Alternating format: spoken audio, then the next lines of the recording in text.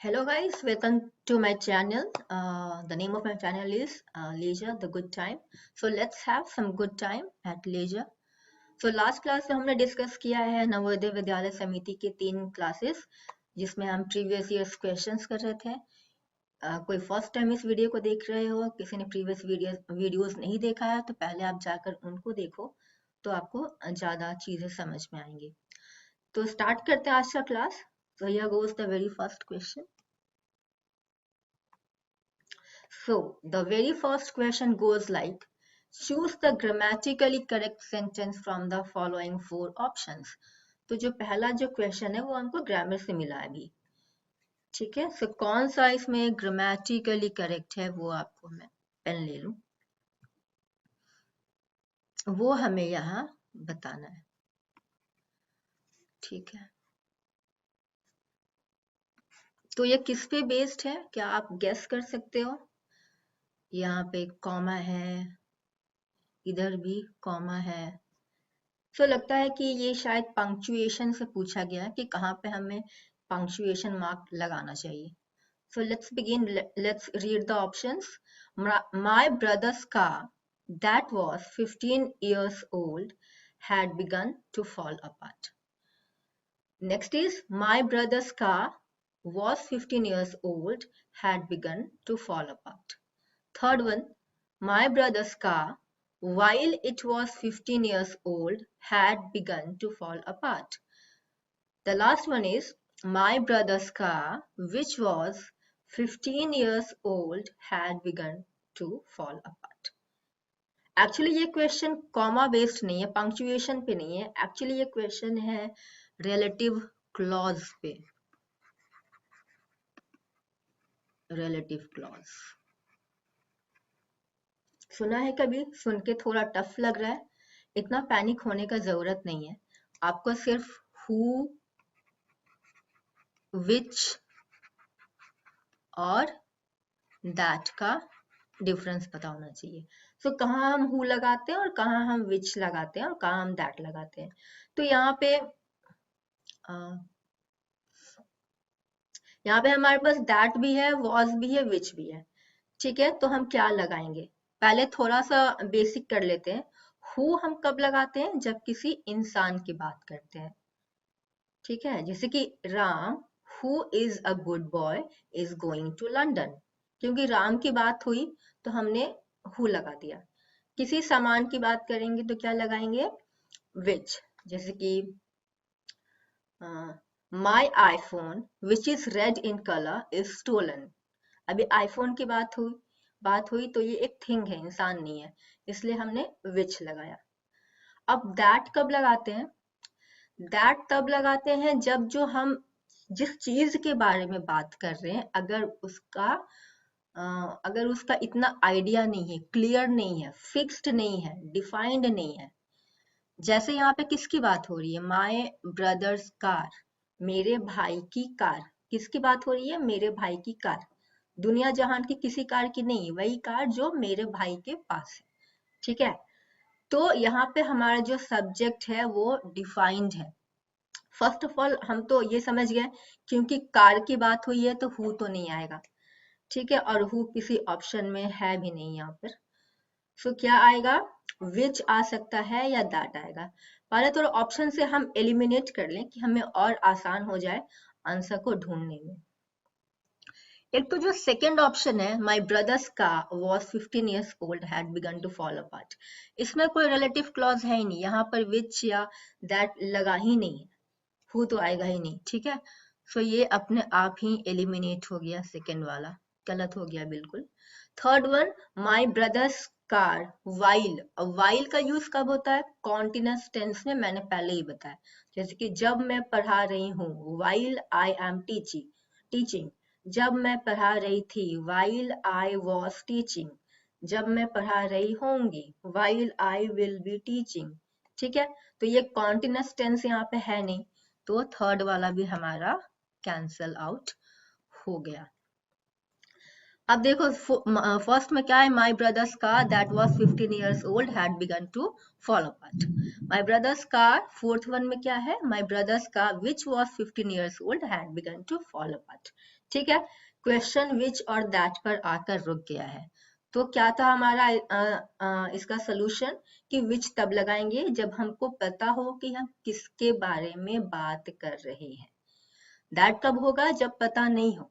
जैसे कि मैं गुलाब लगाऊंगा, कौन सा गुलाब, जो मुझे बहुत खूबसूरत लगे थे या जो लाल रंग के हैं। ठीक है, तो यहाँ पे नहीं पता है कौन सा गुलाब, फिक्स क्लियर नहीं हो रहा है, तो यहाँ पे दैट लग जाएगा। I want to grow roses that I like very much और that are red in colour. ठीक है, तो जब क्लियर नहीं होता है कि सब्जेक्ट क्या है, किसके बारे में बात हो रही है, तो दैट लगा दोगे। जब क्लियर होगा तो विच। यहाँ पे क्लियर है, मेरे भाई वाली कार, दुनिया की सारी कार नहीं, क्लियर है, इसलिए हम क्या लगा देंगे, विच। तो आंसर हो जाएगा हमारा फोर्थ वन, फर्स्ट वन नहीं। ठीक है, आई गेस सबको क्लियर हो गया होगा। रिलेटिव क्लॉज, रिलेटिव क्लॉज, एक तो क्लॉज सुन के यहाँ बहुत डर जाते हो। क्लॉज में इतना डरने की बात नहीं है, अगर क्लॉज सुन के डर लगता है, अब सेंटेंस समझो, अब सेंटेंस बोलो। ठीक है, क्योंकि क्लॉज में भी सब्जेक्ट वर्ब दोनों होता है और सेंटेंस में भी सब्जेक्ट वर्ब दोनों होता है। डिफरेंस क्या है, सेंटेंस कंप्लीट होता है और क्लॉज इनकम्प्लीट। जैसे कि शी गोज अगर बोल रहे हैं तो ये क्या हो गया, क्लॉज, वो जाती है। कहाँ जाती है तो जाती हूं मैं, तो ऐसा कुछ। अब कहाँ जा रही है नहीं पता हमको, इसलिए ये हो गया क्लॉज। अगर लिख देंगे she goes to temple every day, daily, whatever, तो अभी ये सेंटेंस हो गया कंप्लीट, ये हो गया कंप्लीट, तो ये क्या बन गया, सेंटेंस बन गया। ठीक है, आई गेस चीजें क्लियर है। ठीक है, जब डिफाइंड होगा तो क्या लगा देंगे, विच, जब नहीं होगा तो दैट। डिस्कस कर लिया हमने, तो आगे बढ़ जाते हैं।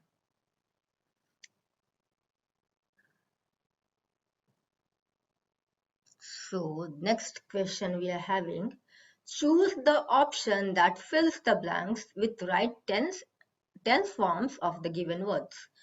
तो ये आया है कहाँ से, टेंसेस से। क्वेश्चन क्या है, क्लोज टेस्ट। क्लोज टेस्ट क्या होता है, पैराग्राफ होगा, बीच बीच में ब्लैंक्स होंगे, आपको ऑप्शन चूज करना और डालना है।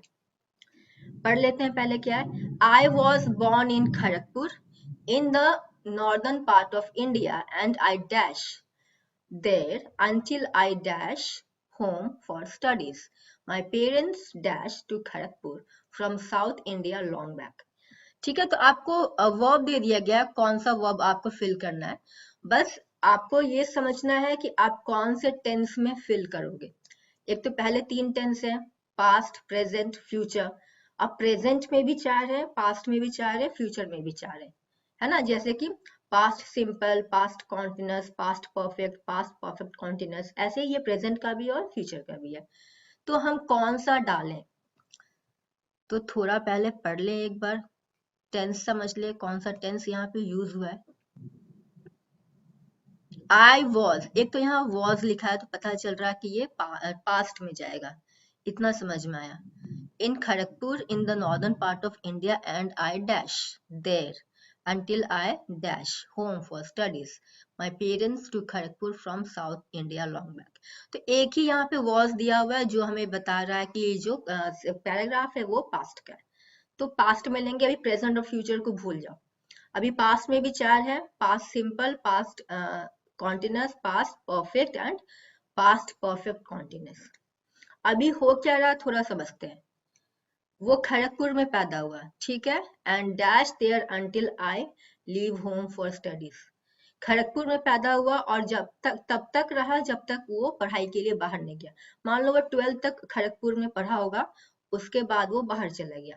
ठीक, ये उसके बाद क्या है, my parents dash to Kharagpur from south India long back. अब ये इससे भी पहले की बात होगी, फ्लैशबैक में चला गया। ठीक है, सबसे पहले क्या हुआ, पेरेंट्स खड़गपुर आए। ठीक, दूसरी चीज क्या हुआ, वो वहां पे कुछ दिन तक रहा, ठीक है। थर्ड चीज क्या हुआ, वो चला गया, रहा फिर चला गया, सॉरी ये वाला लीव। पहले पेरेंट्स आए, फिर वो रहा कुछ दिन, फिर वो वहां से चला गया। तो सबसे लास्ट में क्या हुआ है, तीनों ही सेंटेंस हमको पास्ट में करना है, और सबसे लास्ट में क्या हुआ, वो चला गया। सबसे पहले पेरेंट्स आए, फिर वो पैदा हुआ, कुछ साल रहा, और फिर वो चला गया। फाइन, ऐसा हुआ। तो इसका इसमें हम यूज करेंगे पास्ट परफेक्ट और सिंपल पास्ट का। अब इसका मैं थोड़ा रूल बता दूं आपको।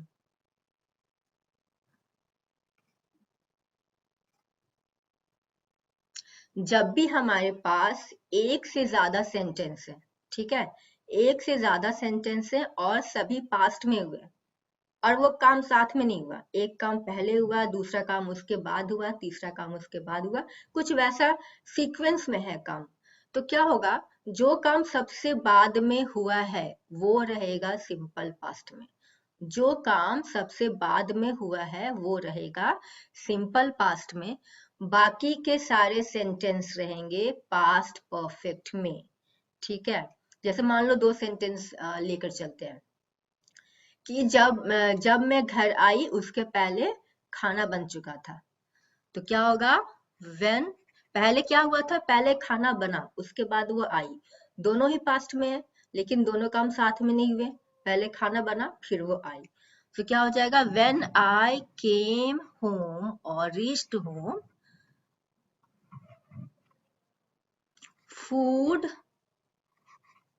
had been cooked or prepared। ये थोड़ा मैंने लिख दिया पैसिव में, तो आप सोचेंगे बीन कहाँ से आ गया, बीन इसलिए क्योंकि ये पैसिव में। आप ऐसे करके लिख लो, एक्टिव में बता देती हूँ ताकि आपको ज्यादा आसान लगे। When I reached home, my mother had cooked the food. When I reached home, my mother had already cooked the food, और जस्ट फूड, द की इतनी जरूरत नहीं है, द फूड कब होता है, जब कोई खास खाना बना हुआ, ठीक है। तो क्योंकि मैं बाद में आई थी, ये काम हुआ किस बाद में, इसलिए चला गया सिंपल पास्ट। सिंपल पास्ट में क्या होता है, सब्जेक्ट प्लस V2, वर्ब का सेकंड फॉर्म, ठीक है। I went, he went, she went, they went, all went, उसमें सब्जेक्ट कुछ भी हो V2 आएगा। तो आई क्या है, सब्जेक्ट, और रीच्ड क्या हो गया, V2, सिंपल पास्ट। पहले काम क्या हुआ था, खाना बन गया था, इसलिए मदर हैड कुक्ड। हैड के बाद जब V3 आता है तो क्या हो जाता है, ये पास्ट परफेक्ट। समझ गए। तो अभी यहाँ पे कितने सेंटेंस है, चलो बताओ, कितनी घटनाएं हुई, हमने डिस्कस कर लिया तीन। पहले पेरेंट्स रहने आए, पास्ट परफेक्ट में चला जाएगा क्योंकि ये काम पहले हुआ, फिर वो पैदा हुआ, रहा 12 साल, ये भी रहेगा पास्ट परफेक्ट में क्योंकि ये सबसे लास्ट सेंटेंस नहीं है, उसके बाद वो चला गया, ये सबसे अंतिम में हुआ है, इसलिए ये रहेगा सिंपल पास्ट में, ठीक है। ऑप्शन से हटाते हैं। एक तो पहले यहाँ पे हैव क्या बताता है, प्रेजेंट, ये हट गया, और क्या हटेगा, हैव, फिर से यहाँ हैव है, प्रेजेंट आ गया, हट गया, लेफ्ट मूड, ठीक है। अब फर्स्ट सेकंड बच गया जिसमें कि सिर्फ पास्ट बचा हुआ है। अब यहाँ पे क्या हुआ, northern part, and I lived, सो यहाँ पे क्या हो जाएगा, I had lived, क्योंकि ये सबसे आखिरी में नहीं हुआ, until I left, क्योंकि ये हुआ है सब। live का पास्ट क्या होता है, left, ठीक है, आपको वैसे चेंज करना है। my parents had moved, ये था नंबर 1, सबसे पहले ये हुआ, ये था नंबर 2, ये सेकंड में हुआ, ये था नंबर 3, ये सबसे लास्ट में हुआ, इसलिए ये जो सेंटेंस है जो सबसे लास्ट में हुआ है वो सिंपल पास्ट में होगा, बाकी के सारे पास्ट परफेक्ट में जाएंगे। क्लियर है, आई होप सो, मुझे लगता है सबको समझ आ गई है। नहीं समझ में आई है पॉज करो, बार बार देखो जब तक क्लियर ना हो। उसके बाद भी ना हो तो कमेंट करो, मैं इसके लिए अलग से वीडियो बना दूंगी, ठीक है। अभी तो हमारा कौन सा आंसर हो जाएगा? यहाँ पे हमने हेड लिफ्ट डाला है, फर्स्ट में है, सेकंड में तो लिफ्ट है, तो हमारा आंसर हो गया फर्स्ट वन, ठीक है। चलो, so look at the following notice and answer the following given questions given below। ठीक है, आपको एक नोटिस दी गई है, आपको इसको पढ़ के इसके अकॉर्डिंगली आंसर करना है। An evening with Bombay Groovers, no tickets left for Saturday performance, entry not before 6 p.m। ठीक है, ये आपको कुछ इवेंट कॉन्सर्ट कुछ होने वाला है, उसके लिए क्या है, कोई टिकट्स नहीं बची है सैटरडे परफॉर्मेंस के लिए, और 6 बजे के पहले आपको नहीं आना है, नहीं अंदर आने मिलेगा, ये बताया गया है। अभी आते हैं क्वेश्चन पे। Tickets tickets have been issued to club members only. Club member की तो कहीं बात ही नहीं हुई है, ये चला गया। One must book tickets in advance for Saturday performance. Okay, हाँ ऑफ कोर्स एडवांस में ही करोगे। There is no need of tickets for Saturday performance, ये तो बिल्कुल नहीं है, बोला ही जा रहा है कि आपको टिकट्स आपके पास होगा तो ही आना है। All tickets for Saturday performance was already sold, है ना। सबसे जो रेलेवेंट है, जो मीनिंग इसका बता रहा है, वो फोर्थ वाला ही होगा। क्यों? क्योंकि यहाँ पे क्या लिखा है, no tickets left for Saturday performance, नहीं बचा मतलब क्या हुआ, सब बिक गया है, ठीक है। सो फोर्थ वाला हो जाएगा हमारा आंसर।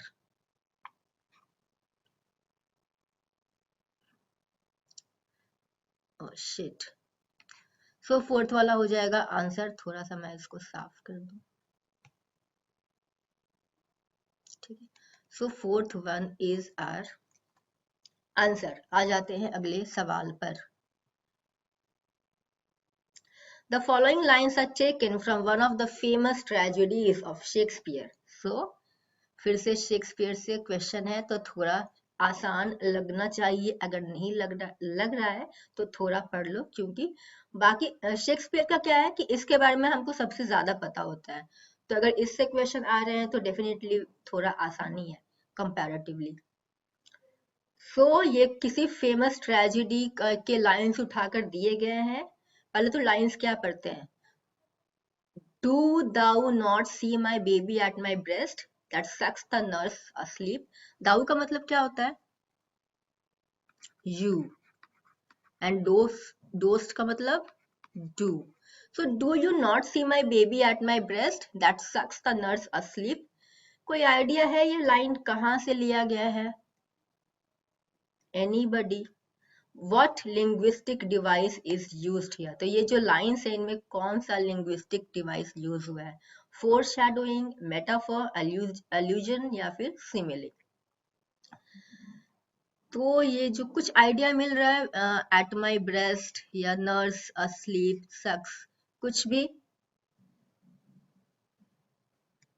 सो ये जो लाइन है वो है एंटनी एंड क्लियोपैट्रा की। ये एक्ट 2 सीन 5 का से लिया गया है, और ये लाइंस क्लियोपैट्रा ही बोल रही है जब वो सुसाइड कर रही होती है। कैसे सुसाइड करती है वो? स्नेक बाइट से, ठीक है। यहाँ पर बेबी कौन है, यहाँ पे जो बेबी है वो स्नेक है। तो जो पहला स्नेक वो लेती है वो उसके ब्रेस्ट पे बाइट करता है, और जो दूसरा स्नेक वो लेती है वो उसके आर्म पे बाइट करता है और वो मर जाती है, ठीक है। ये होता है, बहुत ही ट्रेजिक है ये। आप पढ़ो, बहुत इंटरेस्टिंग भी है, ट्रेजिक भी, और पढ़ना भी है आपको। और मतलब इतना इंटरेस्टिंग ट्रेजेडी आपको प्लेज आपको पढ़ने के लिए मिल रहे हैं, मतलब इससे अच्छा क्या हो सकता है। मतलब आप नॉवेल्स पढ़ो, प्लेस पढ़ो, और उससे आपको क्वेश्चंस आएगा। इससे आसान इंटरेस्टिंग पढ़ाई तो और कुछ नहीं हो सकती है। तो अभी क्वेश्चंस पे आते हैं कि इसमें कौन सा लिंग्विस्टिक डिवाइस यूज किया गया। Foreshadowing, allusion, metaphor, simile. First of all simile सबको पता है। सिमिली क्या होता है, जब एज या लाइक का यूज करके हम कंपैरिजन दिखाते हैं। तो यहाँ पे कहीं भी एज या लाइक नहीं लगा है, तो सिमिली हमारा चला गया। अब ये फोर शैडोइंग क्या होता है? फोर शैडोइंग हिंट एक प्री सीन होता है जो हिंट करने के लिए होता है कि आगे कुछ ड्रामेटिक टेंशन या सस्पेंस होने वाला है। जैसे आपने हिंदी मूवीज में देखा होगा कि हीरोइन को कुछ बदमाश या कुछ विलेन है वो परेशान करते हैं, ठीक है। तो अब हम समझ जाते हैं कि अब क्या होगा, अब हीरो आएगा और हीरो और विलन दोनों के बीच में फाइट होगी। तो ये जो पहले हुआ वो जो विलन था उसने हीरोइन को परेशान किया, वो क्या था, फोर शैडोइंग था, ठीक है। उसी ने इतना ड्रामा और सस्पेंस क्रिएट किया कि अब तो होगा फाइट, अब मजा आएगा। तो हमारा वो एंजॉयमेंट भी होता है और सस्पेंस भी क्रिएट होता है। या फिर पहले की मूवीज में आपने देखा होगा क्या होता था, विलेन क्या करेगा, पिस्टल से शूट कर देगा और वो पिस्टल किसी और के हाथ में दे देगा और तभी पुलिस आ जाएगी। और अब तो समझ में आ गया हमको कि ले अब तो पुलिस इसको समझने वाला है कि इसे यही कल्प्रिट है, इसी ने मर्डर किया है। तो वो जो सीन था वो क्या था, फोर शैडोइंग था। एक प्री सीन होता है जो ड्रामा, उसके आगे सस्पेंस और ड्रामा क्रिएट होता है, ठीक है। तो काफी इंटरेस्टिंग है। तो ऐसा कुछ यहाँ पे नहीं हो रहा है, ये तो मरी रही है बेचारी, तो ये भी गया। बच गया हमारे पास मेटाफर और अल्यूजन। ये दोनों क्या होते हैं, इनडायरेक्ट हिंट कंपैरिजन होते हैं।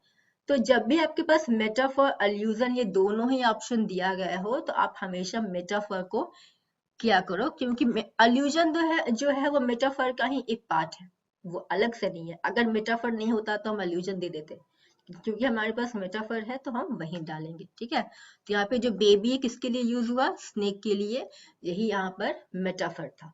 और यहाँ पे वो नर्स कौन है, ये नर्स वो क्लियोपैट्रा है। कि क्या होता है, एक फिग का बास्केट होता है, उसमें क्या होते हैं, स्नेक्स होते हैं, उसी स्नेक से क्लियोपैट्रा क्या है, खुद को बाइट करवाती है सुसाइड करने के लिए। सो ये था।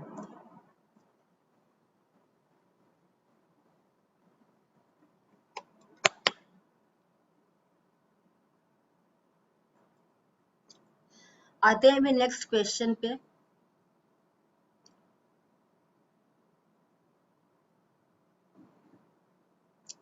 Now the next question is choose the best adjective for the following sentence. We need dash mediator to sort the issue between the workers. एक तो ये adjective पे है, दूसरा ये vocab based भी है। क्यों? क्योंकि आपको words की meaning आनी चाहिए, आप तभी कर पाओगे, ठीक है।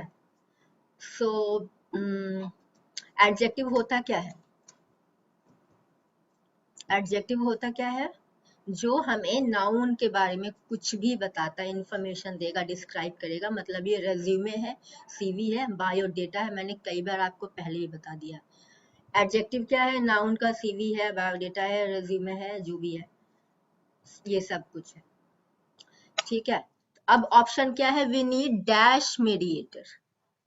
मेडिएटर चाहिए, कैसा मेडिएटर, जो क्या करे, to sort the issue between the workers. But मतलब वर्कर्स के बीच में क्या हो गया है, झगड़ा हो गया है ना, कुछ डिस्प्यूट हो गया, उसको वो सॉर्ट करे। तो कैसा इंसान सॉर्ट कर सकता है, एंड इंटरेस्टेड, मतलब जिसको झगड़े में इंटरेस्ट हो तो वो तो उसी के तरफ से बोलेगा, जो जो मतलब उसका जो फ्रेंड है उसी के तरफ से बोलेगा कि हाँ हाँ इसे तो लड़ाई कर, ऐसा बोल दे, वो उसको और पोक करेगा, प्रोवोक करेगा, ठीक है। ओबीडियंट क्या होता है, आज्ञाकारी। आज्ञाकारी की इसमें क्या बात है, आपको आपके दोस्त दो दोस्त है मान लो, वो झगड़ा कर रहे हैं, तो इसमें आज्ञाकारी वाली बात तो कुछ है नहीं, ठीक है। तो ओबीडियंट तो बिल्कुल नहीं होगा। अब यहाँ पे दो वर्ड है, डिसइंटरेस्टेड और अनइंटरेस्टेड। बहुत लोग सोचेंगे कि डिसइंटरेस्टेड तो वर्ड होता ही नहीं है, वर्ड तो सिर्फ होता है अनइंटरेस्टेड, सॉरी, लेकिन ऐसा नहीं है, दोनों ही वर्ड एग्जिस्ट करते हैं, ठीक है। दोनों का अलग अलग मीनिंग है। इसका मीनिंग तो सब जानते हैं, अनइंटरेस्टेड मतलब नॉट इंटरेस्टेड, जिसको इंटरेस्ट नहीं है, ठीक है। इसका मतलब भी होता है नॉट इंटरेस्टेड, लेकिन इसका एक और मीनिंग होता है इसके अलावा।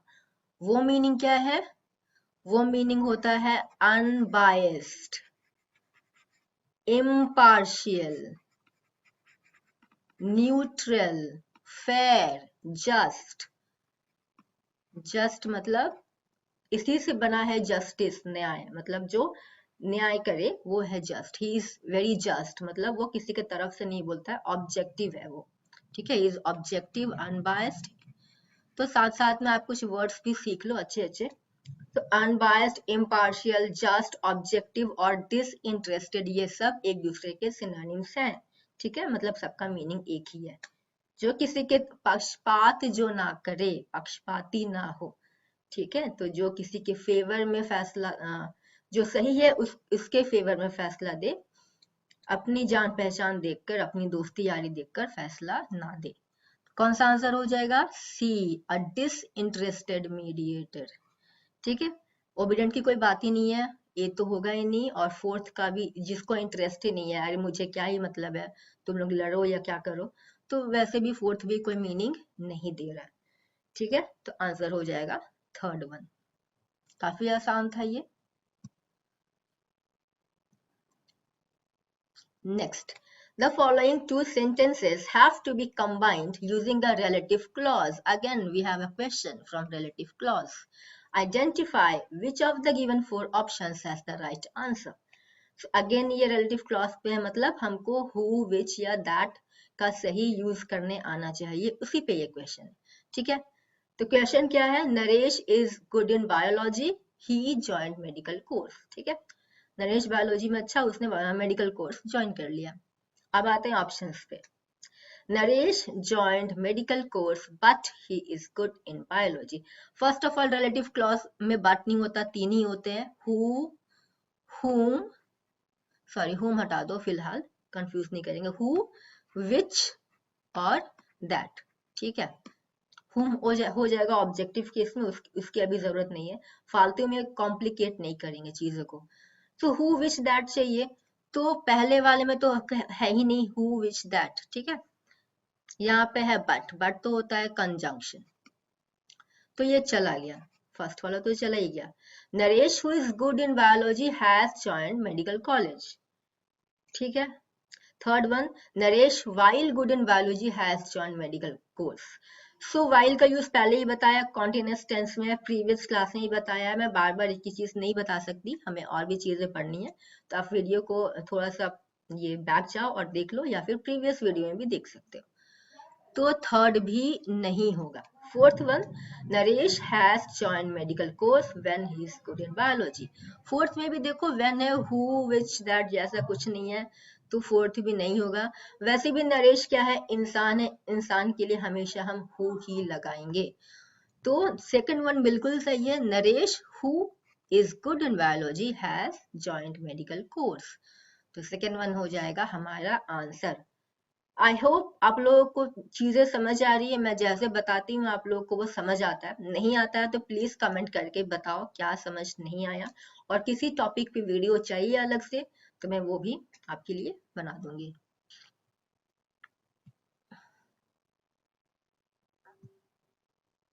Next, which among the following was not penned by Robert Frost? Again ये लिटरेचर से आ गया है, रॉबर्ट फ्रॉस्ट कहाँ से है ये? 20th सेंचुरी से अगेन क्वेश्चन आ गया, अमेरिकन पोइट, ठीक है। तो रॉबर्ट फर्स्ट अमेरिकन पोइट हैं, 20th सेंचुरी से हैं। पूछा गया है कि इनमें से कौन उनके द्वारा नहीं लिखा गया है? A boy's will, in the clearing, the raven, the death of the hired man. सो मैंने आपको पहले ही बोला, आपके सबके बारे में आपको थोड़ा थोड़ा देख लेना, उनके वर्क्स और उसका प्लॉट भी, क्योंकि उसके प्लॉट, उसके कैरेक्टर से भी क्वेश्चन आता है सबको, मतलब जो प्रोमिनेंट है उनको तो आपको देखकर चलना है। तो रॉबर्ट फ्रॉस्ट काफी प्रोमिनेंट है, तो इनको आपको लेकर चल रही है। वैसे भी जब प्रीवियस क्वेश्चन से ही जब पढ़ो और उसी से पढ़ना स्टार्ट करो, तो उनमें जितने भी ऑप्शंस में आ रहे मिल रहे हैं आपको नाम, आप उनको थोड़ा थोड़ा देखते जाओ, आपकी तैयारी बहुत ही अच्छी हो जाएगी, बढ़िया हो जाएगी, ठीक है। तो जो जो द रेवन है यही इन्होंने नहीं लिखी है, तो ये किसने लिखी है? ये लिखी है एडगर एलन पो ने, ठीक है। वो भी क्या थे? एक अमेरिकन राइटर थे, लिटरेरी क्रिटिक थे। तो रॉबर्ट फ्रॉस्ट के बारे में थोड़ा सा पढ़ लेते हैं। उनके जो वर्क्स थे वो पहले कहाँ पब्लिश हुए थे? इंग्लैंड में, और बाद में पब्लिश हुए थे यूएस में, जबकि वो क्या थे? अमेरिकन पोएट थे। किस लिए वो जाने जाते हैं? Depiction of rural life and command of American colloquial speech. Colloquial क्या होता है? आम भाषा, बोल चाल की भाषा। उसके लिए उस पे उनका अच्छा कमांड था, इसलिए उसके लिए वो जाने जाते थे। और क्या करते थे वो? Complex social and philosophical themes पे वो लिखते थे, एग्जामिन करते थे। तो ये थे इन अ नटशेल उनके बारे में। तो ऐसे आपको थोड़ा थोड़ा सबका देख लेना है। Which of the Shakespeare's plays had the character Robin Goodfellow? Again Shakespeare. हमने देख लिया शेक्सपियर से हमको 4-5 क्वेश्चंस अभी तक मिल गए। ये 4th क्लास है। पिछले क्लास में भी काफी क्वेश्चंस शेक्सपियर पे थे। तो जो शेक्सपियर की जितने भी प्लेज हैं उनमें जो कॉमिक कैरेक्टर्स हैं और जो फीमेल कैरेक्टर्स हैं उन पे बहुत क्वेश्चंस आते हैं। तो ये जो रॉबिन गुडफेलो वो भी एक कॉमिक कैरेक्टर है, ठीक है। एक जेस्टर होता है, क्लाउन जेस्टर ये होता है, ठीक है। तो ये किस प्ले में था? ये है कोई idea? A Midsummer Night's Dream, या फिर as you like it, taming of the shrew, या फिर रोमियो एंड जूलियट। सो ये था मिडसमर नाइट्स ड्रीम में। एक्चुअली ये जो प्ले है इसमें बहुत सारे कैरेक्टर्स हैं। इसमें जो लव ट्रायंगल भी नहीं है, लव स्क्वायर आप ऐसा कह सकते हो। सो बहुत सारे हैं, थोड़ा सा अजीब भी है। वो आईलिड पे कुछ लगा देते हैं, उसकी वजह से कुछ कुछ तो बहुत ही गड़बड़ हो जाती है। तो इसको देख लो, काफी इंटरेस्टिंग है, काफी आपको मजा भी आएगा पढ़ के। तो एक्चुअली इसको हम लोग किस नाम से जानते रहते हैं प्ले में? पक, पक के नाम से जानते रहते हैं। और इसमें से एक क्वेश्चन आता है, क्या क्वेश्चन आता है कि पक क्या करता है? निक बॉटम का जो हेड है वो एस के हेड से चेंज कर देता है। तो ये किसने किया है, या किसका जो हेड है वो एस के हेड से चेंज होता है? इस पे क्वेश्चंस आते हैं। तो आपको पक और निक बॉटम इनको याद करके रखना है, ठीक है।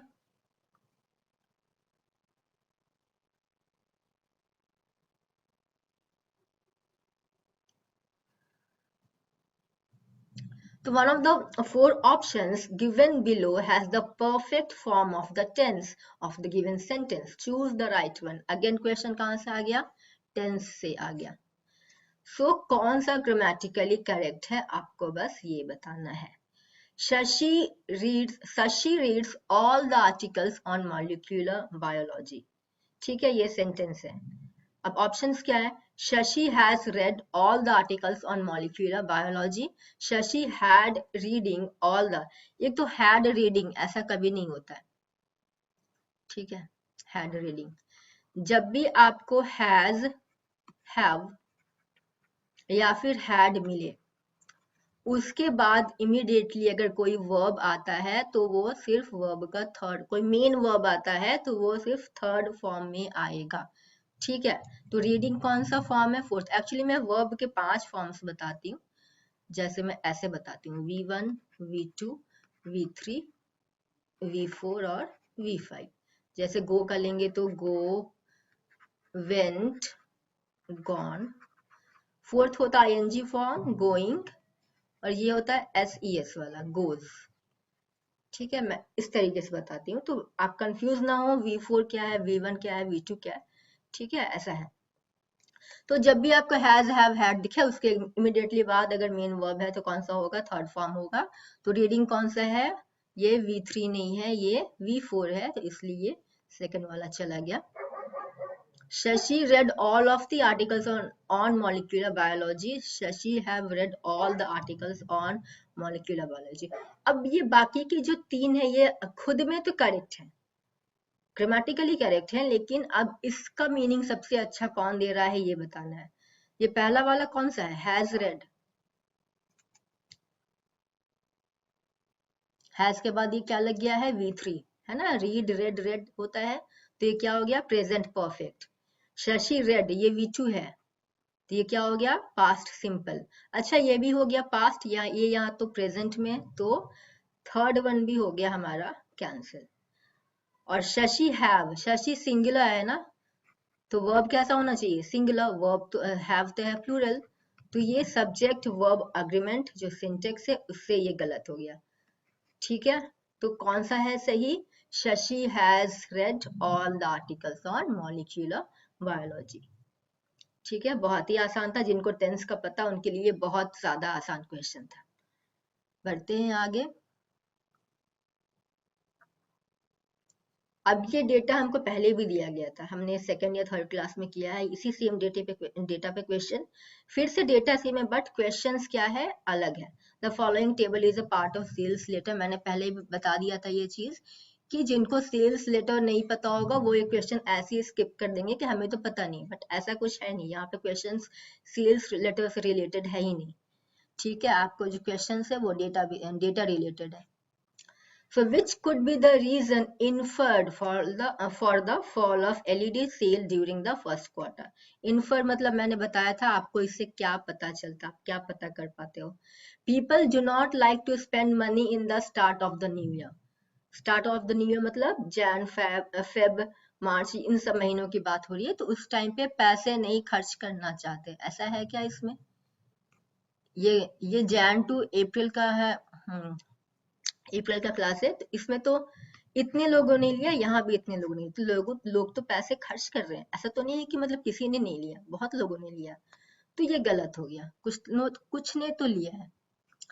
सो फर्स्ट वन हमारा चला गया। सेकंड पे आते हैं, people prefer buying electronic items during summer. Summer मतलब मई टू अगस्त में, समर वेकेशन ऐसे ही होता है मई में, तो यहाँ पे तो डेटा बहुत ज्यादा, 543, 473। क्वेश्चन क्या था?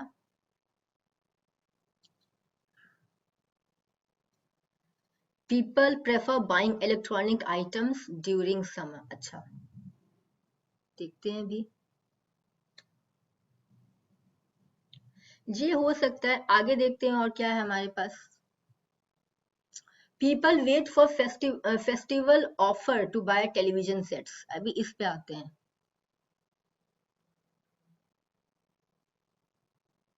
टेलीविजन सेट, फेस्टिवल सीजन मतलब ये दिवाली के टाइम की बात हो रही है, दुर्गा पूजा दिवाली, तो ये कब का टाइम है, ये वाला। तो क्या कहा जा रहा है कि इस टाइम पे प्रेफर करते हैं, है ना। वेट मतलब इस टाइम पे लेना चाहते हैं क्योंकि यहाँ पे ऑफर्स आते हैं, लेकिन जो डेटा है वो यहाँ पर ज्यादा है और यहाँ पर ज्यादा है ना, तो ये तो थर्ड तो गलत हो गया, third is also eliminated. Fourth one, most of the students have examinations in the first quarter, so people generally avoid buying such products during this period. कब की बात हो रही है? फर्स्ट क्वार्टर में, तो फर्स्ट क्वार्टर में तो लोगों ने खरीदा ही है, काफी खरीदा है। सेकंड हमारे पास क्या था? People people prefer buying electronic items during summer, तो ये समर है हमारे पास, और यहीं का जो डेटा है वो सबसे ज्यादा है, तो आंसर क्या हो जाएगा हमारा? सेकंड वाला, 2 विल बी आवर आंसर। काफी आसान था ये, ऐसे क्वेश्चंस में आपको इंग्लिश आने से कोई मतलब नहीं है, एक्चुअली इसमें आपका लॉजिक टेस्ट किया जाता है कि आप टीचर बनने जा रहे हो, तो आप समझदार, वाइज, डिसीजन मेकिंग आपकी कैसी है, ये सारी चीजें भी चेक की जाती है, इसलिए ऐसे क्वेश्चंस आते हैं आपको। Now the next question is identify the correctly punctuated sentence from the following options. फिर से हमने डिस्कस किया था क्या होता है पंक्चुएशन। पंक्चुएशन मार्क क्या होता है? Comma, full stop, exclamatory mark, semicolon, colon, ऐसे जो इंडिकेशंस है उनको हम कहते हैं पंक्चुएशन मार्क। ठीक है, so the very first option is Arjun's mom, a caring lady, always bought him chocolates, cakes, bakery items and fruits. ठीक है, Arjun's mom, a caring lady, ये ठीक लग रहा है, आगे देख लेते हैं। Arjun's mom, a caring lady, always bought him chocolates, cakes, bakery items and fruits. सारे ही ऑप्शंस काफी सिमिलर है, एग्जामिनर आपको काफी डॉज कर रहा है इसमें। थर्ड वन पे आते हैं, Arjun's mom, a caring lady, always bought him chocolates, cakes, bakery items and fruits.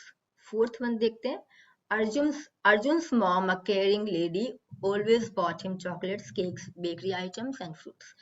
So fourth वाले में हमारे पास एक क्या है, सेमी कोलोन है। सेमी कोलोन का यूज कब होता है, जब सेमी कोलोन के इस तरफ भी एक क्लॉज हो और उस तरफ भी एक क्लॉज हो। ठीक है, फॉर एग्जाम्पल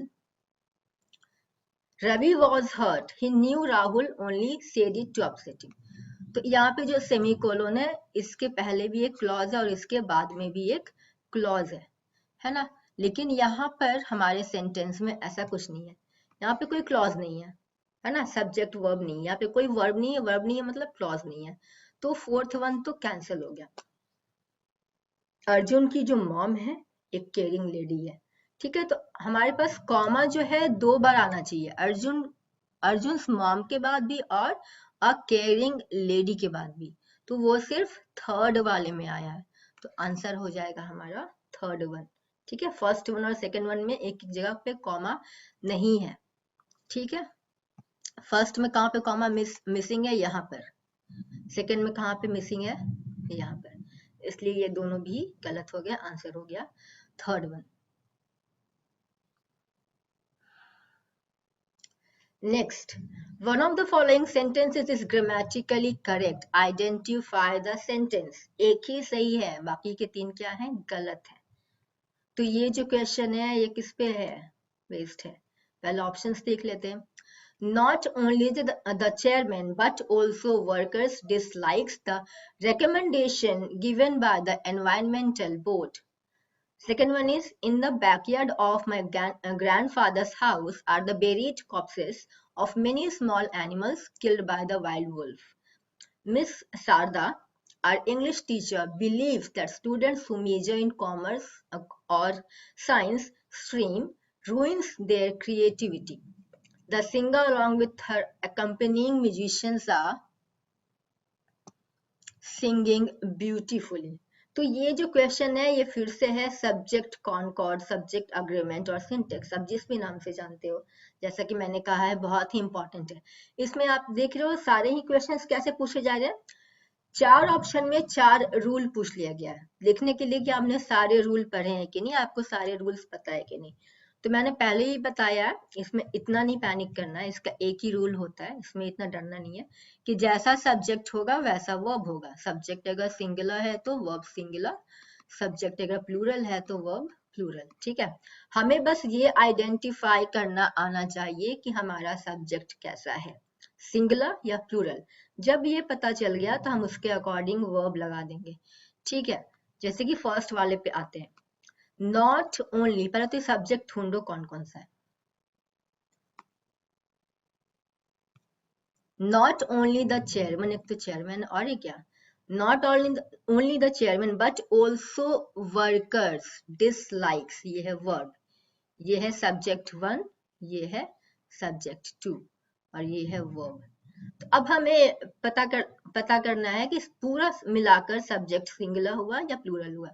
ठीक है, तो जब भी नॉट ओनली और बट ऑल्सो लगा रहेगा तो जो बाद वाला जो सब्जेक्ट होगा उसके अकॉर्डिंग आप वर्ब लगाते हो।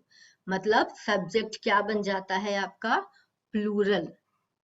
ठीक है, बेसिकली यही होता है कि बाद में अगर जैसा रहेगा, यहाँ पर अगर वर्कर्स की जगह वर्कर होता तो डिसलाइक सही था। ठीक है, क्योंकि यहाँ वर्कर्स है तो हमारा जो सब्जेक्ट है वो क्या बन गया, प्लूरल। तो हम वर्ब क्या लगा देंगे, प्लूरल।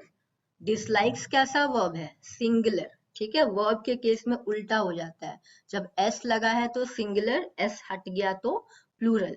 ठीक है, तो यहाँ पे डिसलाइक होना चाहिए था तब जाकर ये सही होता, इसलिए ये हो गया गलत। ठीक है, दूसरे पे आते हैं, थोड़ा मैं ये साफ कर दूं, सादा रायता फैल गया है। Next, in the backyard of my grandfather's house are the buried corpses. Are, यहाँ पे आर किसके लिए आया है, हाउस के लिए आया है। Are the buried corpses, corpses क्या है, डेड बॉडी, एनिमल्स की, डेड एनिमल्स। ठीक है, corpses of many small animals killed by the wild wolf. अब ये आर आया किस लिए, हाउस के लिए या कॉप्सेस के लिए या फिर ग्रैंडफादर के लिए, देखते हैं, अभी इसको छोड़ देते हैं। थर्ड पे आते हैं, Miss Sharda our English teacher believes. Believes क्या है, वर्ब है, किसके लिए आया, शारदा के लिए जो सिंगुलर है, तो वर्ब भी सिंगुलर है, तो यहाँ तक तो सही है। दैट स्टूडेंट्स, अब फिर से एक सब्जेक्ट है, स्टूडेंट्स कैसा है, प्लूरल है ये। हु मेजर, मैंने बताया जब एस नहीं लगता तो क्या होता है, प्लूरल। तो सब्जेक्ट कैसा है, प्लूरल, वर्ब भी कैसा हो गया, प्लूरल, तो सही है। Students who major in commerce और साइंस स्ट्रीम, मतलब जो स्टूडेंट्स साइंस और कॉमर्स लेते हैं, ruins their creativity, वो अपना क्रिएटिविटी बर्बाद करते हैं, क्योंकि वो आर्ट्स वालों में ही सिर्फ क्रिएटिविटी होती है, किसके अकॉर्डिंग, मिस शारदा के अकॉर्डिंग। अब ये रूइंस क्या होता है, एस लगा है मतलब सिंगुलर, लगा किस लिए, कौन अपना क्रिएटिविटी खराब करता है, डिस्ट्रॉय करता है, बर्बाद करता है, खत्म करता है, स्टूडेंट्स, स्टूडेंट्स तो प्लूरल है, इसलिए यहाँ पे देखो एस नहीं था, प्लूरल, तो यहाँ भी एस नहीं लगना था, रूइन होना था, क्योंकि ये भी स्टूडेंट्स के लिए, तो इसलिए ये भी गलत हो गया। Next, the singer along with her accompanying musicians are singing beautifully, are क्या है, वर्ब, कैसा है, प्लूरल है, तो सब्जेक्ट अगर प्लूरल होगा तो ही सही होगा। कौन कौन सा सब्जेक्ट है, एक यहाँ पर सिंगर है, ठीक है, सिंगुलर है, और म्यूजिशियंस है, सिंगुलर है, मतलब ये सब्जेक्ट 1, ये सब्जेक्ट 2, दो सब्जेक्ट हैं, वर्ब लगा है प्लूरल, तो क्या सही है ये। तो यहाँ पे एक लगा हुआ है along with, जब भी along with, accompanying with, together with ऐसा कुछ होता है, तो जो पहला सब्जेक्ट होगा उसी के अकॉर्डिंग वर्ब लगेगा। पहला सब्जेक्ट क्या है, सिंगर, कितना सिंगर है, एक ही, क्योंकि सिंगर्स नहीं है, सिंगर है, सिंगुलर है, वर्ब कैसा होना चाहिए, सिंगुलर, तो इज होगा, तो गलत, तो फोर्थ वन भी हो गया गलत, ठीक है, पहला गलत, तीसरा गलत, चौथा गलत, तो इस हिसाब से तो लग रहा है कि पहला दूसरा वाला सही है, लेकिन दूसरा वाला सही तो हो सकता है, लेकिन फिलहाल हमें समझ नहीं आया, क्योंकि ये आर किसके लिए है। जनरली क्या होता है, पहले सब्जेक्ट आता है फिर वर्ब आता है, लेकिन कभी कभी क्या होता है, वर्ब पहले आ जाता है, जैसे she is teaching, she is teaching, इसमें क्या हो रहा है, पहले सब्जेक्ट आया, उसके बाद वर्ब आ गया, इज और टीचिंग दोनों वर्ब है, ठीक है। अब कभी कभी क्या हो सकता है, वर्ब आ सकता है पहले, जैसे there is a boy, there are boys, ठीक है, यहाँ पे इज आया, क्यों, क्योंकि यहाँ पे बॉय था, ये सब्जेक्ट ये वर्ब, उल्टा है, यहाँ पे आर आया, क्यों, क्योंकि यहाँ पे बॉयज था, ये सब्जेक्ट ये वर्ब, तो कभी कभी उल्टा भी होता है, ठीक है। उसी तरीके से आर द बरीड कॉप्सेस, मतलब कॉप्सेस आर बेरीड, ऐसा इसका बोलने का मतलब है, पहले कॉप्सेस फिर आर फिर बेरीड, मतलब बेरी किए हुए हैं, दफनाए हुए हैं लाशें, किसकी, छोटे छोटे जानवरों की, तो कॉप्सेस क्या है, प्लूरल, इसलिए आर क्या है, प्लूरल, इसलिए ये सेंटेंस है सही। आई गेस सबको क्लियर हो पाया होगा, चलो आगे बढ़ जाते हैं। Of the four options, one is not part of Wordsworth's view on poetry. Identify one which is not his view. Wordsworth पे क्वेश्चन आ गया है, वर्ड्सवर्थ मतलब रोमांटिक पीरियड, रोमांटिक पीरियड से क्वेश्चन है, क्या बोल रहे हैं कि ये जितने भी ज्यादातर 3 ऑप्शन ऐसे हैं जो उनकी जो पोएट्री थी उसके फीचर्स हैं, एक नहीं है, ये बताना है कौन सा वाला नहीं होगा। तो poetry should be written in natural language, poetry should offer access to the emotions contained in memory, poetry is the spontaneous overflow of powerful feeling, ये तो लाइन उन्होंने बोली है, लाइज इन ट्रैंक्विलिटी, आगे ऐसा कुछ है। Poetry should use morality and virtue as its main themes. Romantic poetry में कभी भी मोरालिटी और वर्चू की बात नहीं होती है, वहां पे सिर्फ खूबसूरती की, ब्यूटी की, प्रकृति की, म्यूजिक की, नेचुरल लैंग्वेज की, इन सारी चीजों की बात होती है। ठीक है, तो फोर्थ वन होगा आंसर। अब देखो यहाँ वर्ड्सवर्थ होता या फिर कोई भी नाम होता रोमांटिक पोइट्स का, कीट्स होते या फिर पीबी शेली, विलियम ब्लेक, एसटी कोलेरिच, कोई भी, तो फेक ये सेम क्वेश्चन पूछा जा सकता था और जो आंसर होता ये वही होता, क्योंकि सारे ही रोमांटिक पोइट्स का एक ही थीम पे अपनी पोइट्री लिखते थे। ठीक है, काफी आसान था ये। चलो बढ़ जाते हैं आगे।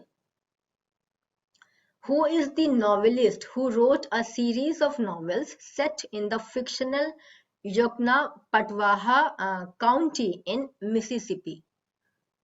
तो क्या बोला जा रहा है, एक फिक्शनल प्लेस है, कहाँ पे, मिसिसिपी में। ठीक है, कोई काउंटी है मिसिसिपी में, वो मतलब फिक्शनल मतलब उनकी कल्पना की दुनिया है, वो जगह एक्चुअली में एग्जिस्ट नहीं करती है, उसके ऊपर सीरीज है नॉवेल्स की। किसने लिखा है ये? अगेन ये क्वेश्चन आ गया है 20th सेंचुरी से, तो इसका जो आंसर है वो है विलियम फॉकनर। विलियम फॉकनर ने लिखा है। अब देखो आपको इसमें ऑप्शंस कैसे दिए गए कंफ्यूज करने के लिए। ये जो शेल्बी फूट थे, इनका भी जो कल्चरल रूट्स है वो कहाँ से है, मिसिसिपी से ही है। ठीक है, मिसिसिपी से ही है।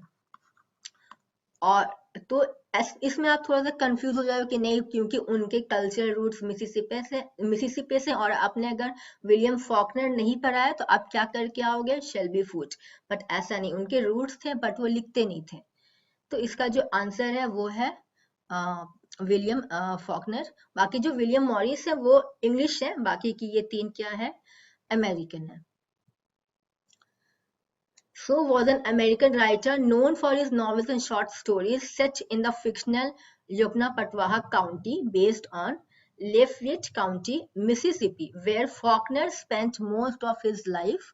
A Nobel laureate, Faulkner is one of the most celebrated writers of American literature and is widely considered the greatest writers of Southern literature. ठीक है, तो इस तरीके से भी क्वेश्चन आपको पूछा जा सकता है कि ग्रेटेस्ट राइटर कौन था सदर्न लिटरेचर का, तो आंसर क्या हो जाएगा, विलियम फॉकनर। विलियम मॉरिस जो थे वो, उन्होंने ब्रिटिश टेक्सटाइल आर्ट्स के बारे में, उनको के नाम के रिलेशन में उनको काफी जाना जाता है। रिचर्ड राइट थे, वो जनरली किस पे लिखते थे, प्लाइट ऑफ अफ्रीकन अमेरिकन्स, इनके बारे में इन्होंने बहुत लिखा है। प्लाइट मतलब उनकी सफरिंग, पैथेटिक कंडीशन, दयनीय अवस्था, डिस्क्रिमिनेशन, उनके साथ जो डिस्क्रिमिनेशन होता था, भेदभाव होता था, उस पर उन्होंने बहुत लिखा है। तो इनका कल्चर रूट्स भी कहाँ था, मिसिसिपी से था, किसका, शेल्बी फूट का। सो बट ये ज्यादातर किस पे लिखते थे, अमेरिकन सिविल वॉर पर, he was interested in that only. So next question, Vikram Seth, नाम से ही लग रहा है कि ये इंडियन है, Indian writer in English. So which one of the following is not written by Vikram Seth, इनमें से कौन सा नॉवेल है जो उन्होंने नहीं लिखी है। ठीक है, अ सूटेबल बॉय तो सबको पता होगा, क्योंकि नेटफ्लिक्स पे शायद ये सीरीज भी है, बहुत किसी ने देखा भी होगा सूटेबल बॉय। टू लाइव्स भी लिखी है, बीस्ली टेल्स भी लिखा है, द गोल्डन हाउस लिखा है क्या, शायद लिखा है या शायद नहीं। इन्होंने द गोल्डन गेट लिखा है, द गोल्डन हाउस नहीं। गोल्डन हाउस सलमान राश्दी ने लिखा है। ठीक है, तो इस तरह से भी आपको थोड़ा कंफ्यूज किया जा सकता है। तो आप जब भी पढ़ें ध्यान से पढ़ें, अटेंटिव होकर पढ़ें। आप ऐसे आपको कंफ्यूज, आपको ऑप्शंस हमेशा कंफ्यूजिंग मिलेंगे। दो ऑप्शंस तो ऐसे होंगे ही जो आपको लगेगा कि नहीं ये होगा ये नहीं, ये होगा ये नहीं, तो आपको थोड़ा सा ध्यान से पढ़ना है। Next, read the following message and answer the questions given below. एक मैसेज दिया गया है और आपको इससे आंसर करना है। थोड़ा सा मैं हट जाती हूँ। Hi Ram, one problem. I gave my physics text to Navin and he hasn't come to class at all. Tomorrow I have an exam. Can you lend me your text? Please bring it to me hostel room. Lend मतलब क्या होता है, उधार देना, और borrow मतलब उधार लेना। I want to borrow your book मतलब कुछ टाइम के लिए तुम्हारा बुक लेना चाहते हो। I can lend my book, मैं अपना बुक कुछ देर के लिए तुमको दे सकता हूँ, ठीक है।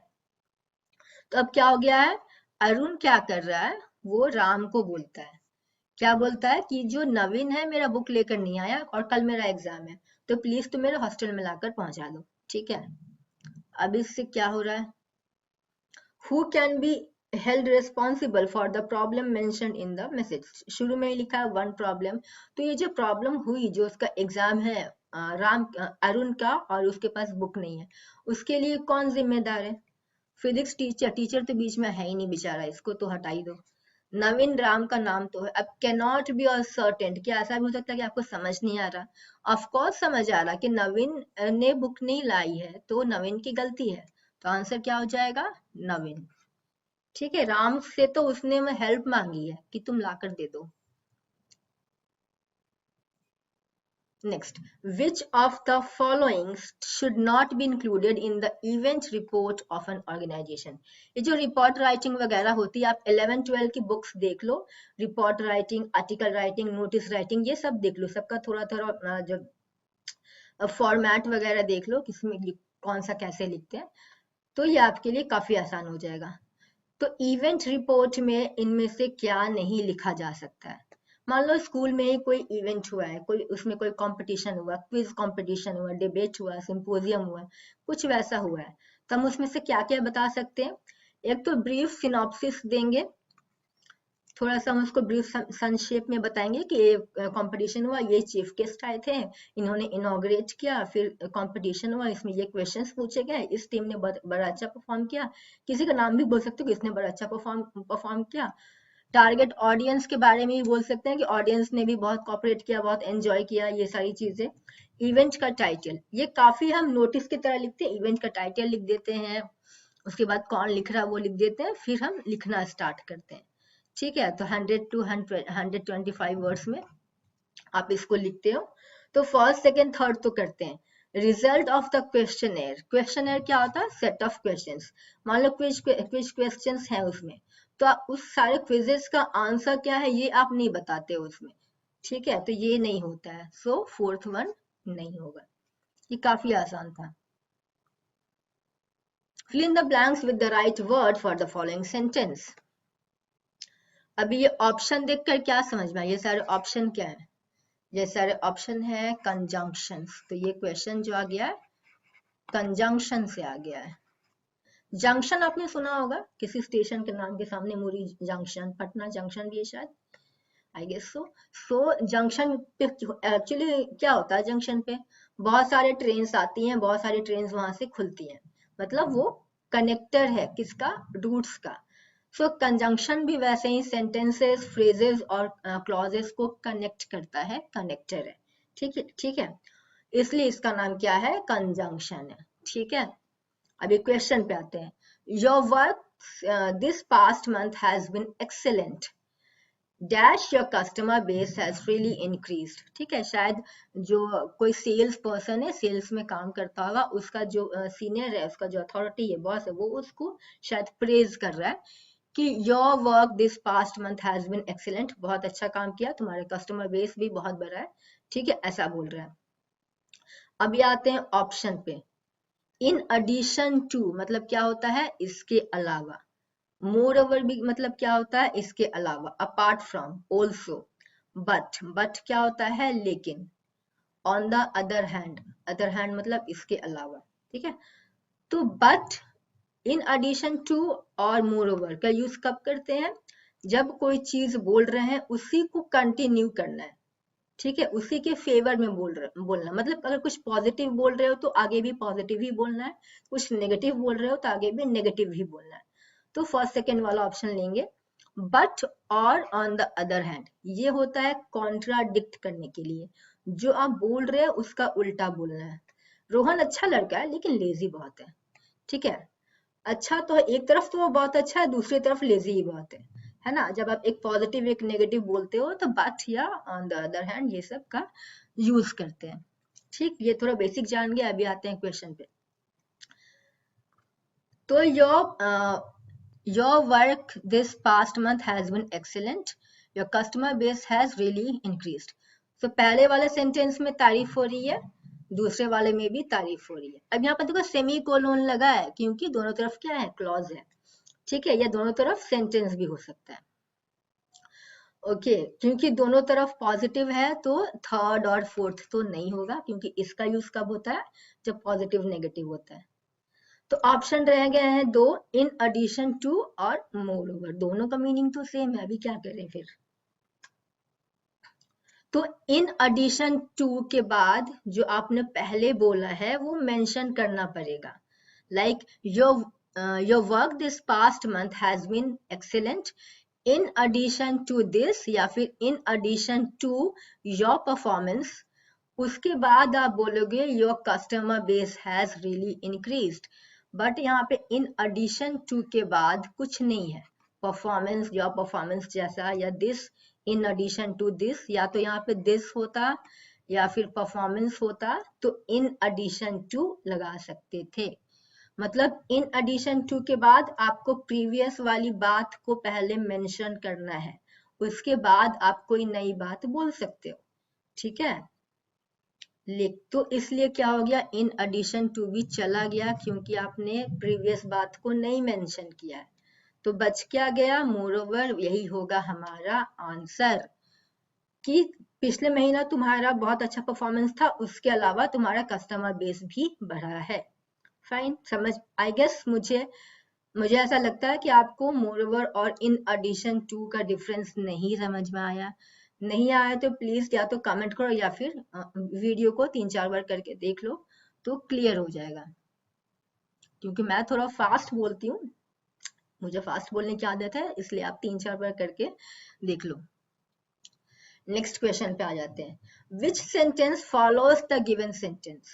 एक सेंटेंस दिया, उसके बाद नेक्स्ट क्या आ सकता है, लॉजिकल रीजनिंग का क्वेश्चन हो गया ये, kind of. The traffic is very bad this evening, ठीक है, बहुत बुरा ट्रैफिक है। अब आते हैं ऑप्शंस पे। They can be stuck in it, they might be little late for the meeting, they should be late for the meeting, it may be very difficult at first. एक तो पहली बात, दे शुड, उन्हें तो late होना चाहिए, ये क्या बात हुआ, ये तो मतलब अजीब ही बात हो गई, ये तो चला गया। ऑप्शन 3 तो लॉजिकल हो गया। दे कैन बी स्टक मतलब ट्रैफिक में है, इसका मतलब फंसे ही हुए हैं, फंस सकते हैं, क्या होता है, ये भी चला गया। It may be very difficult at first मतलब पहले उनको ट्रैफिक में दिक्कत होगी, फिर उनको ट्रैफिक में रहने की आदत पड़ जाएगी, आप ऐसा बोलना चाहते हो, तो फोर्थ भी नहीं होगा। They might be little late for the meeting, ठीक है, क्योंकि ट्रैफिक है तो क्या होगा, उनको लेट हो जाएगा, ये लॉजिकल है, तो सेकंड ऑप्शन क्या हो जाएगा, सेकंड वाला, ठीक है। नेक्स्ट पे आते हैं। The following section is part of a report, identify what kind of report it is. पहले ही बता दिया, रिपोर्ट आप 11-12 के बुक से देख सकते हो, बहुत तरह के रिपोर्ट्स हैं, ज्यादा इसमें आपको मेहनत नहीं करनी है, इसमें बहुत ज्यादा पैनिक होने की बिल्कुल भी जरूरत नहीं है। सो हमको थोड़ा सा हिंट दिया गया, हिंट क्या है, prepare for export, then transport, then prepare for import, then import. क्या हुआ, पहले भेजने के लिए प्रिपरेशन हुई, भेजा गया, फिर मंगाने के लिए प्रिपरेशन हुई और फिर मंगाया गया, ऐसा हो रहा है, ठीक है। तो प्रोजेक्ट रिपोर्ट, थोड़ा सा हम नाम से भी गेस कर सकते हैं, प्रोजेक्ट रिपोर्ट मतलब कुछ प्रोजेक्ट बन रहा है। प्रोजेक्ट में क्या होता है कि एक प्रॉपर प्लानिंग होती है, डिटेल्ड एनालिसिस होता है कि ठीक है इतना कॉस्ट जाएगा, इतना ये चीजें लगेंगी, इतना हो सकता है, या ऐसा हो रहा है जैसा हमने सोचा था वैसे ही जा रहा है या फिर नहीं जा रहा, ठीक है, ये सारा एक प्रोजेक्ट होता है। तो ये प्रोजेक्ट की बात तो यहाँ पे हो नहीं रही है। दूसरा आते हैं फिजिबिलिटी रिपोर्ट। फिजिबल मतलब क्या होता है, पॉसिबल। तो यहाँ पे क्या होता है, मतलब सॉल्यूशंस वगैरह देते हैं फिजिबल रिपोर्ट में। सर्वे नाम से ही आपको क्या लग रहा है कि सर्वे आप करते हो, उसका फिर वो सारा डेटा इकट्ठा करके एक रिपोर्ट बनाते हो, तो वो होता है सर्वे रिपोर्ट, ठीक है। प्रोसेस मतलब एकदम ही स्टेप बाय स्टेप आप पूरा प्रोसेस बताते हो, है ना, तो यहाँ भी कुछ वैसा ही प्रोसेस बताया जा रहा है। एक्सपोर्ट की प्रिपरेशन हुई, एक्सपोर्ट हुआ, ट्रांसपोर्ट हुआ, इंपोर्ट की प्रिपरेशन हुई, इंपोर्ट हुआ, तो आपको स्टेप बाय स्टेप पूरा प्रोसेस बताया गया है। तो ये क्या लग रहा है, ये लग रहा है प्रोसेस रिपोर्ट। तो थोड़ा सा हम लॉजिक लगा के भी कभी कभी ऑप्शन पे जा सकते हैं, ठीक है, क्वेश्चन को अटेम्प्ट कर सकते हैं। A project report is simply a document that provides detail on the overall status of the project or specific aspects of the project's progress of performance. Regardless of the type of report, it is made up of project data based on economic, technical, financial, managerial, or production aspects. Feasibility report is a document that assesses potential solutions to the business problem or opportunity and determines which of these are visible for further analysis. ठीक है, process का हमने देख लिया है और ऐसे explains how something is done or how something came out. It can be in detailed step by step instructions, ठीक है, or in a story format with the instructions subtly threaded throughout the narrative. A process essay has no minimum or maximum length, but 5 paragraphs is the norm, including an introduction, 3 body paragraphs, and a conclusion. Fine. Survey report is a document whose task is to present the information gathered during the survey in an objective manner. Objective का मतलब बता दिया था, just, impartial, fair, neutral. It presents a summary of all the responses that were collected in a simple and visually appealing manner. Appealing मतलब attractive, इस तरीके से. Next, fill in the blanks with right tenses. Again tenses पे हमको बहुत questions मिल रहे हैं, tenses आप अच्छे से कर रहे हो, कर लोगे. नहीं हो पा रहा, नहीं पता है, दिक्कत आ रही है तो बता दोगे मुझे, कमेंट में डाल दोगे, मैं इसका वीडियो अच्छे से बनाकर दे दूंगी आपको. When Sheila was a child, she dash in Madurai.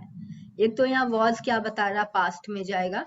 दूसरा हमको verb दे दिया गया है, आपको किस फॉर्म में इसको डालना है, किस टेंस में डालना है, ये आप सोचोगे, ठीक है. एक तो वॉज हमको एक हिंट मिल गया कि हम वॉज में ही डालेंगे. अब वॉज में ही पास्ट में ही डालेंगे, वॉज ने बता दिया. अब पास्ट में भी 4 फॉर्म है, पहले भी डिस्कस किया. Past simple, past continuous, past perfect और पास्ट परफेक्ट कॉन्टिन्यूअस, ठीक है. ऑप्शन पे ही आ जाते हैं सीधे.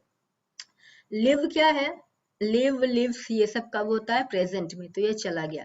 हैज भी कब होता है, प्रेजेंट में, ये भी चला गया. इज भी कब होता है, प्रेजेंट में, ये भी चला गया, ठीक है. तो अगर आपको इतना टेंस का पता नहीं था तो भी आपने अगर इतना समझ लिया था कि ये पास्ट है तो आगे भी पास्ट आएगा, तो आप 3 ऐसे ही एलिमिनेट कर लोगे, आंसर हो जाएगा फर्स्ट वाला. तो when Sheela was a small child she lived in Madurai, कि जब वो छोटी बच्ची थी तब वो मदुराई में रहती थी. काफी आसान था ये. Next, identify which part of speech the underlined word in the following sentence belong to. Part of speech पे क्वेश्चन आ गया, डिस्कस किया था पहले भी. पार्ट ऑफ स्पीच क्या है, इंग्लिश के जितने वर्ड्स हैं उनको 8 कैटेगरी में उनके फंक्शन, उनके रोल के अकॉर्डिंग बांट दिया गया है. ये कौन कौन से हैं, noun, pronoun, adjective, adverb, verb, preposition, conjunction, interjection, ठीक है. ये 8 है. अब ये 8 में से रिसेंटली किस में आएगा, आपको ऑप्शन 4 मिला है, इंटरजेक्शन, एडवर्ब, एडजेक्टिव, प्रेपोजिशन, ठीक है. तो recently there has been a steep rise in the price of agricultural products. Steep rise, steep word हमने पहले भी पढ़ा था, मतलब सीधे, ठीक है. तो स्टीप राइज ऑफ मतलब किसकी, एग्रीकल्चरल प्रोडक्ट्स की हो गई, ठीक है. तो अचानक से बहुत ही कीमत बढ़ गई है, स्काई रॉकेटिंग हो गया है, जो कीमत जो है वो आसमान छू रही है, ऐसा हो गया. कब हुआ है, रिसेंटली, हाल ही में. अगर रिसेंटली नहीं होता तो पता नहीं चलता ना कब की बात है, रिसेंटली बता रहा है कि हाल की बात है. अब ऑप्शन पे आते हैं. इंटरजेक्शन क्या होता है, वो वाले वर्ड जो मतलब हमारे इमोशन एक्सप्रेशन दिखाते हैं, जैसे कि bravo, we won the match, है ना, एक्सक्लेमेटरी मार्क्स के साथ हम बोलते हैं, या फिर एलिस, या फिर बिंगो, ये सारे जो वर्ड्स होते हैं, तो ये तो रिसेंटली है नहीं, तो इंटरजेक्शन चला गया. अभी प्रेपोजिशन पे आते हैं. ये कौन सा वर्ड होता है, इन, एट, टू, ऑफ, फ्रॉम, ये सारे जो वर्ड्स होते हैं वो होता है प्रेपोजिशन. और प्रेपोजिशन के तुरंत बाद आता है एक नाउन. तो यहाँ पे तो कोई नाउन नहीं आया है इस रिसेंटली के बाद, इसका मतलब ये प्रेपोजिशन नहीं है। अब आते हैं एडजेक्टिव पे। एडजेक्टिव किसी चीज के, नाउन के बारे में या प्रोनाउन के बारे में बताएगा। पहले तो यहाँ पे नाउन कौन कौन सा है ढूंढ लेते हैं। राइज है, प्राइस ऑफ एग्रीकल्चरल प्रोडक्ट्स। यहाँ पे दो नाउन है, राइज और प्रोडक्ट्स, ठीक है। रिसेंटली राइज, रिसेंटली प्रोडक्ट्स, तो क्या ये रिसेंटली राइज या प्रोडक्ट्स के बारे में बता रहा है? प्रोडक्ट्स रिसेंटली हुआ है, राइज रिसेंटली हुआ है, क्या ऐसा बोल सकते हो? राइज कैसा है, राइज रिसेंटली है, आंसर नहीं मिल रहा है सही सही, ठीक है। तो ये एडजेक्टिव भी नहीं है क्योंकि ये नाउन के बारे में नहीं बता रहा, नाउन को अच्छे से ये डिफाइन डिस्क्राइब नहीं कर पा रहा। तो ये क्या है, ये है एडवर्ब।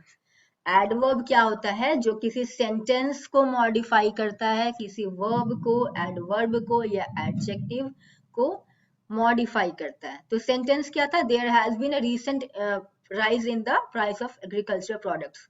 तो इस पूरे सेंटेंस को ही रिसेंटली ने क्या कर दिया, मॉडिफाई किया, मतलब इसके बारे में कुछ और बताया, ठीक है। तो ये एडवर्ब ने किया है, ये एडवर्ब ऐसा कर सकता है, ठीक है। एडजेक्टिव सिर्फ नाउन के बारे में बताएगा, पूरे सेंटेंस के बारे में कौन बताएगा, एडवर्ब बताएगा। तो बात यहाँ पूरे सेंटेंस की हुई है, सिर्फ राइज की नहीं, ठीक है। हाल ही में बहुत कीमत बढ़ी है एग्रीकल्चरल प्रोडक्ट्स की, पूरे सेंटेंस की बात है, इसलिए हम एडवर्ब को अपना आंसर लेंगे, एडजेक्टिव को नहीं लेंगे, ठीक है। तो रिसेंटली क्या है, एडवर्ब। अगर अभी ऐसे भी आप जाओगे, अगर थोड़ा सा पढ़ोगे तो आप देखोगे कि रिसेंटली जो है वो एडवर्ब है, एडजेक्टिव नहीं है, ठीक है। आ जाते हैं अभी अगले सवाल पर। Which one of the following phrases is better suited to say goodbye to a business colleague? अब ये क्वेश्चन क्यों पूछा गया है कि आप बिजनेस कलीग को गुड बाय कैसे बोलोगे? ये तो ऐसा लग रहा है जैसे आपको स्पोकन इंग्लिश की क्लास कराई जा रही है, किसी से मिलना है तो कैसे बोलना है, hello hi. Exactly, kind of. आप जॉब में आने वाले हो, आप जॉब में जब रहोगे तो अपने कलीग से कैसे बात करोगे, आपको ये सब पता होना चाहिए, है ना। इसलिए ऐसा क्वेश्चन आपको पूछा गया है। तो जब आपको गुड बाय बोलना अपने कलीग को, तो कैसे बोलोगे, क्या ज्यादा अच्छा तरीका होगा बोलने का? It's been interesting talking to you, I must go now as I am running late today, I must be off, I have to catch my bus, ठीक है। मुझे बस पकड़ना है, मुझे जाना चाहिए, मुझे देर हो रहा है तो मैं जाता हूँ, आपसे बात कर कर अच्छा लगा। तो सबसे ज्यादा सुनकर क्या अच्छा लग रहा है, आपसे बात करके अच्छा लगा। हम ऐसे ही बोलते ना, ठीक है मिलते हैं कभी, मिलते हैं फिर मतलब अभी जाते हैं, इसका मतलब, ठीक है। इस तरीके से हम बोलते हैं। आते हैं फिर मतलब अभी जाते हैं, इसका मतलब। हम डायरेक्टली नहीं बोलते कि नहीं नहीं हम जा रहे हैं, हम जा रहे हैं, हमको तो लेट हो रहा है, ठीक है। इस तरह से ये थोड़ा सा रूड बिहेवियर हो जाता है, जो आप अपने घर पे कर सकते हो, अपने दोस्तों के साथ कर सकते हो, कलीग्स के साथ ये रवैया सही नहीं होता है, ठीक है। तो आंसर क्या हो जाएगा आपका, पहला वाला, कि आपसे बात करके काफी अच्छा लगा, ठीक है। या nice to meet you, nice meeting you, likewise, इस तरीके से बोलते हैं। नेक्स्ट पे आते हैं। There are 4 sentences given below, ठीक है। आपको 4 सेंटेंस दिए गए हैं। Only one uses the connector in the right form. Find the grammatically correct sentence. अभी डिस्कस किया था, कनेक्टर मतलब कंजंक्शन। फिर से जो आपका जो क्वेश्चन है वो कंजंक्शन बेस्ड है। पढ़ते हैं क्वेश्चन। तो किसमें क्या कहा गया है, एक में ही कंजंक्शन का सही इस्तेमाल हुआ, आपको बताना है किसमें हुआ, ठीक है। तो पहला क्या, थोड़ा सा मैं इरेज कर दूं, रायता फैल चुका है। The flight was delayed despite the bad weather. Bad weather होने के, डिस्पाइट का मतलब क्या होता है, बावजूद। पहले तो हिंदी में मीनिंग समझ लो। तो यहाँ पे यही क्या है, कनेक्टेड। यहाँ पे 2 सेंटेंस है, the flight was delayed, the bad weather, दोनों को कनेक्ट किसने कर दिया, डिस्पाइट ने। तो so the flight was delayed despite the bad weather. Bad weather होने के बावजूद फ्लाइट डिले हो गई, ये क्या मीनिंग हुआ? अगर मौसम अच्छा होता तो डिले होता तो समझ में आता है कि मौसम अच्छा था फिर भी डिले हो गया, मौसम खराब था फिर भी डिले हो गया, तो होगा ही ना। ऑफ कोर्स अगर मौसम खराब है तो डिले होगा, ठीक है। तो ये तो लॉजिकल हो गया। तो डिस्पाइट का जब सेंटेंस में हम यूज करेंगे तो एक तरफ पॉजिटिव होगा, एक तरफ नेगेटिव। अगर इधर नेगेटिव होगा तो इधर पॉजिटिव होगा, ठीक है।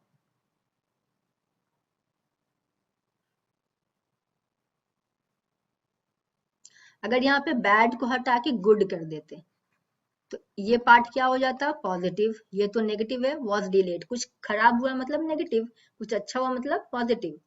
तो the flight was delayed despite the good weather, अच्छा मौसम होने के बावजूद कैंसिल हो गया, डिले हो गया, तो ये सही होता। या फिर इधर हम नेगेटिव कर देते, इसको बैड ही रखते,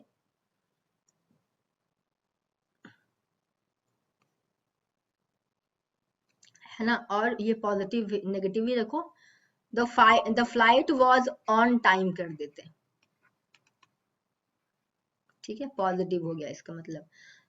तो खराब मौसम होने के बावजूद जो फ्लाइट था वो टाइम पे आया, है ना, एक तरफ नेगेटिव और एक तरफ पॉजिटिव, तो डिस्पाइट क्या जा रहा है, सही जा रहा है, ठीक है।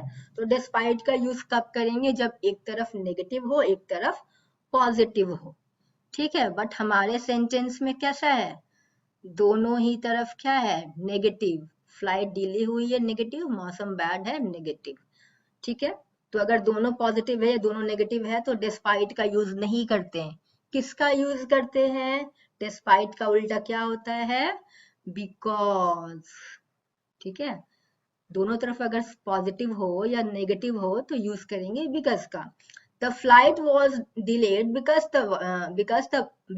ऑफ द बैड वेदर, ठीक है, ऐसा करेंगे।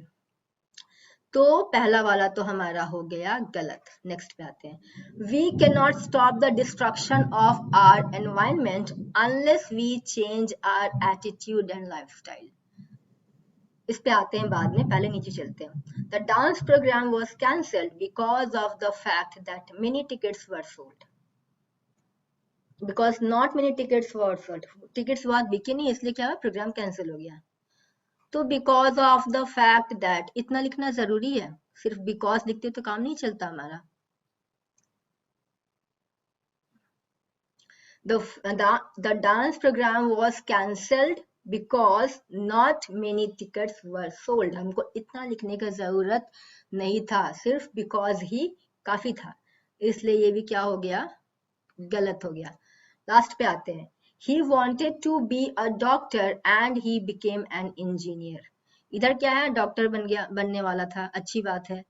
इधर क्या है, इंजीनियर बन गया, अच्छी बात है ना। पहले भी डिस्कस किया, and moreover in addition to, ये सब अगर होता है,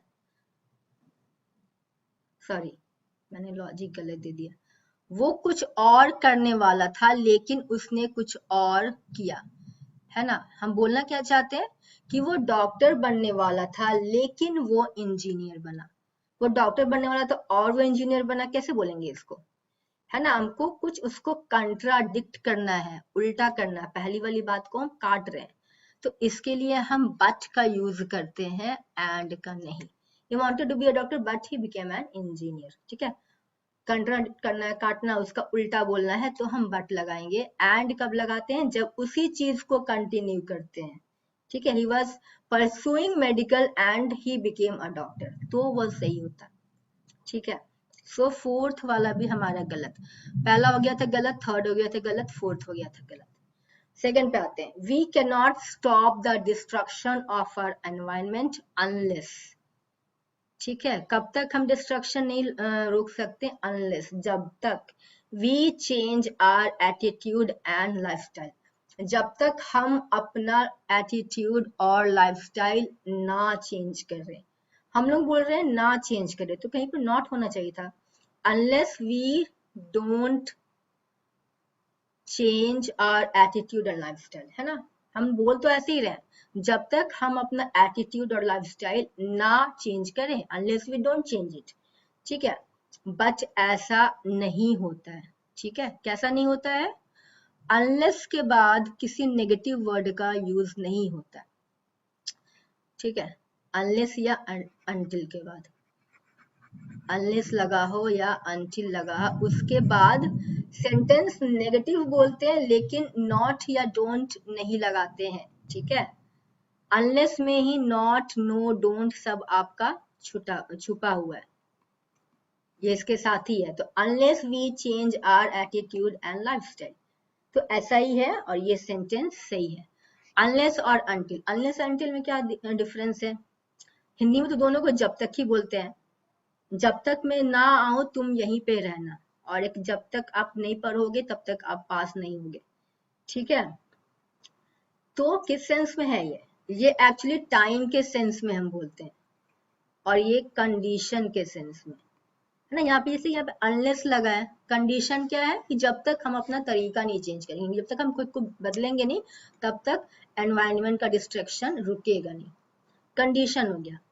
अंटिल पे सेंटेंस कैसे बना सकते हैं?